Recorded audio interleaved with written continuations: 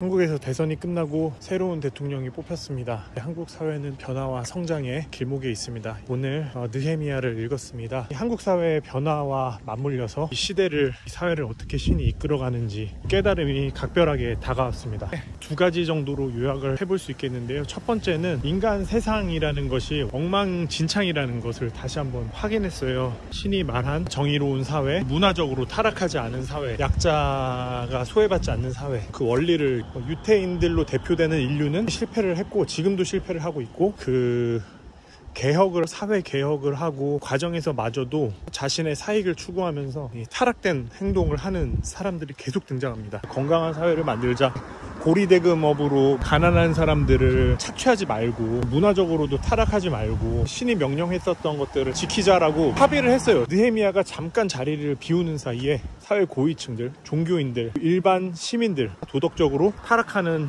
현상이 나타납니다. 100% 완벽한 사회, 모두 만족할 수준의 도덕성과 행동을 보인다는 것은 불가능하다. 사회가 100% 깨끗해졌다, 이런 건 없다. 타락한 인성으로 인해 완전한 도덕적 각성, 사회의 개혁 일어나기 어렵다. 계속해서 도덕적 타락, 사회 구조적인 차별이라든지 소외계층에 대한 억압, 사익을 추구하는 사람들은 계속해서 등장한다. 그거에 너무 열받지 말자. 두 번째로는요, 신이 명령한 이 역사적 과업을 해감에 있어가지고 어떠한 방해가 일어나는지를 볼 수 있습니다. 도비아와 산발랏이라는 사람이 나오는데 그 적대 세력이 어떻게 방해를 하느냐가 일단 냉소합니다. 너희가 할 수 있겠어? 사회 개혁에 냉소하는 사람이 있다. 바로 그 사람이 사회 개혁을 원하지 않는 반동 세력이다. 사회개혁에 대해서 냉소적 태도를 가진 사람을 경계해라. 두 번째로는요, 불편해하기 시작합니다. 느헤미야가 실제로 그 개혁을 진행하기 시작하거든요. 이제 불편해한 기색을 나타내기 시작합니다. 세 번째로는 사회개혁이 완성돼 가면서 분노를 하기 시작해요. 첫 번째는 냉소, 두 번째는 불편함을, 세 번째는 분노하기 시작합니다. 본격적으로 사회개혁을 방해하기 시작해요.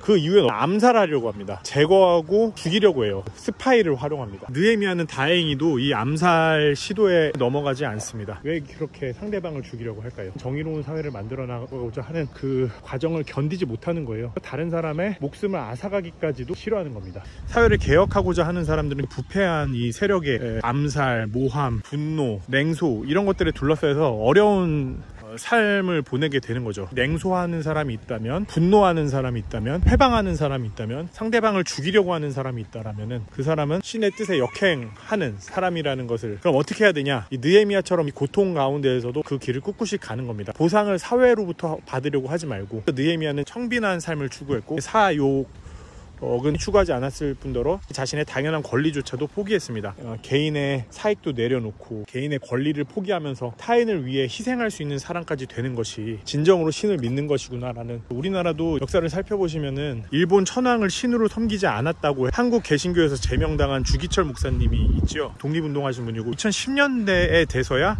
개신교에 복직이 됐습니다. 김구 선생님도 암살을 당했죠. 대통령 선거 전에 죽은 야당 후보가 정말 많습니다. 잘못된 재판을 통해 가지고 억울하게 죽임을 당한 사회개혁가들도 많고요. 우리나라 현대 정치에서 많은 사례가 있었다는 것을 살펴보시면 좋겠어요.